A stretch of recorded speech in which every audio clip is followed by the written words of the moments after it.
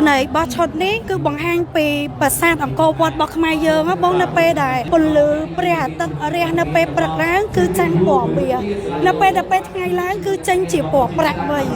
ní cứ sâu bằng hang cái con đang đăng pi tụm đỏ bọc bay này bọc mai dân căn là ra vậy tới cứ nhung đồng thơ khăng đại sa ní cứ chỉ lực tivi ấy đại dân ban bằng hang trắng nhưng anh ai chờ này đôi đại nè thằng kia ban đăng trăng the qua bờ thọพอ យើងកំពុងតែមានគេចង់បៀតបៀនអញ្ចឹងអ្វីដែលសំខាន់គឺពួកយើងគឺជាអ្នកបង្ហាញជាអ្នកសូប្រាប់ថា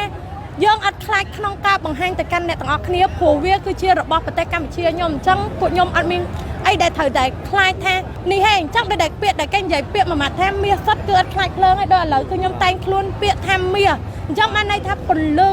ដែលចែងចាំងភ្លឺតឡាហើយជាមួយនឹងភាពរុងរឿងនៃប្រទេសកម្ពុជាផងខ្ញុំផងដែរចាសម្រាប់ឈុតពីរអ្នកខ្ញុំចាជាមួយនឹងអប្សរាប្រាក់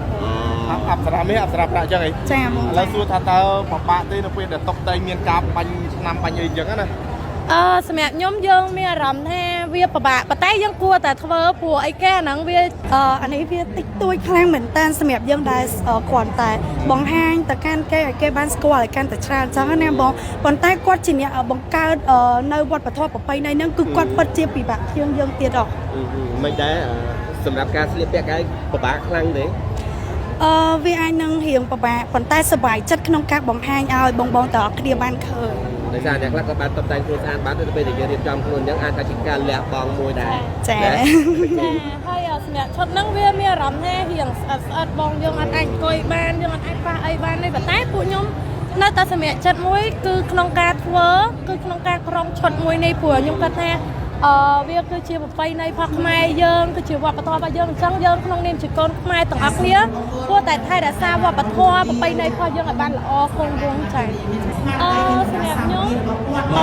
យកឃើញថាបងប្អូនទាំងអស់គ្នាគួរតែថែរក្សានៅវប្បធម៌อะไรវប្បធម៌របស់យើងព្រោះនេះគឺជាពេលវេលាមួយហើយបើសិនជាអ្នកទាំងអស់គ្នាអត់ថែរក្សាទេក៏អត់មានអ្នកណាទេមកជួយថែរក្សាយើងហើយគឺមានតែប្រទេសជិតខាងគឺចង់បានអញ្ចឹងយើងគួរតែថែរក្សាទាំងអស់គ្នាតកូនតចៅរបស់យើងអញ្ចឹងទៅបងបាទអរគុណច្រើនអរគុណអរគុណច្រើនបង